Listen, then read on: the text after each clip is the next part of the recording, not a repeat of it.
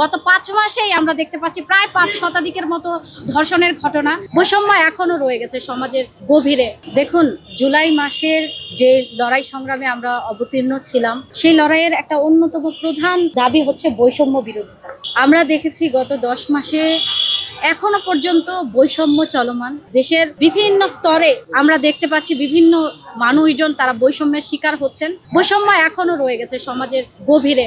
আমরা দেখছি আমাদের শ্রমিক, কৃষক থেকে শুরু করে আমাদের দেশের নারীরা এবং যারা কর্মজীবী এবং বিভিন্ন সেক্টর, তারা হচ্ছে এখনো পর্যন্ত বৈষম্যের শিকার। ফলে বৈষম্যের বিরুদ্ধে যে লড়াই, যে সংগ্রাম, সেই সংগ্রামটা আমাদের চলবে এবং সামনের দিনেও বৈষম্যের বিরুদ্ধে আমরা আমাদের লড়াই সেটা আমরা চালিয়ে যাব।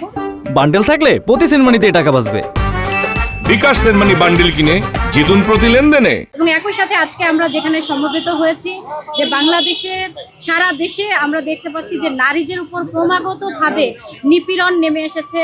আমরা খুবই আতঙ্কিত একটা অবস্থা আর কি। আমরা দেখলাম কয়েকটি জরিপে এসেছে, প্রায় গত 5 মাসেই আমরা দেখতে পাচ্ছি প্রায় 5 শতাধিকের মতো ধর্ষণের ঘটনা।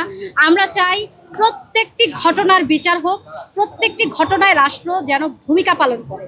কিন্তু যারা নির্যাতক, যারা নিপীড়ক, তাদেরকে যদি ফুলের মালা দেওয়া হয়, সেটা যদি রাষ্ট্র পৃষ্ঠপোষকতা করে, এটা নারীদের প্রতি একটা ভয়ানক রকমের অবমাননামূলক এবং অবশ্যই বৈষম্যমূলক।